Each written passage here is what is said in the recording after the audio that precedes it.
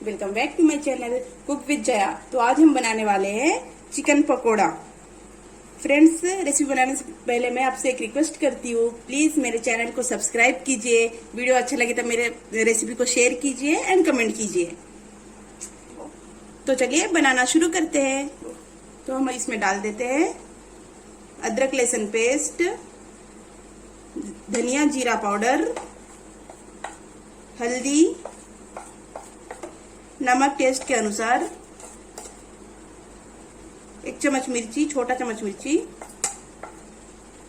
धनिया पत्ता थोड़ा सा, हरी मिर्च बारीक कटी हुई, करी लीव्स।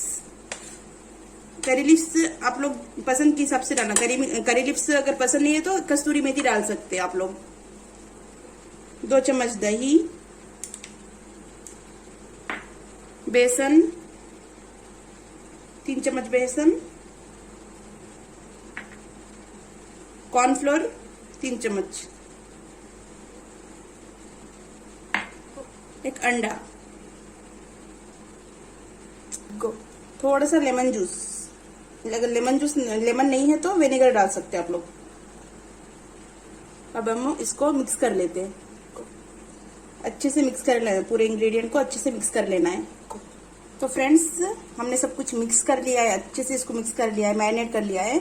अब इसको हम लोग आधे घंटे के लिए रेस्ट में छोड़ देते हैं। तो चलिए, चिकन हमारा रेस्ट हो चुका है, 30 मिनट्स हो गया है। अभी हमको इनको फ्राई कर लेते हैं अच्छे से। चलिए अब इसको एक एक करके फ्राई कर लेते हैं अच्छे से।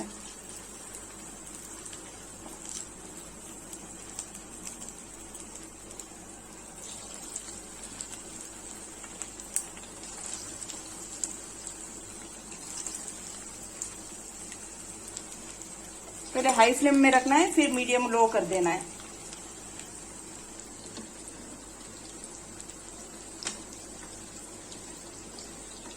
फ्रेंड्स, मीडियम फ्लेम पे इसको धीरे धीरे अच्छे से फ्राई कर लेना है हमको। 10-15 मिनट तक मीडियम फ्लेम पे, लो फ्लेम पे अच्छे से इसको फ्राई कर लेना है। तो फ्रेंड्स, बन गया हमारा चिकन पकौड़ा। अभी हम इसको निकाल लेते हैं। तो बन गया हमारा चिकन पकौड़ा। अब हम इसमें गार्निशिंग के लिए थोड़ा हरा धनिया डाल देते हैं, थोड़ा सा ब्लैक सॉल्ट,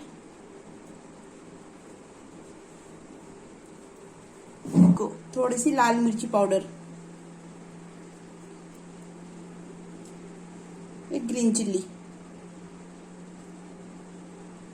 तो फ्रेंड्स, बन गया हमारा चिकन पकोड़ा। अगर आपको वीडियो अच्छी लगे तो प्लीज कमेंट कीजिए, शेयर कीजिए, लाइक कीजिए एंड सब्सक्राइब कीजिए।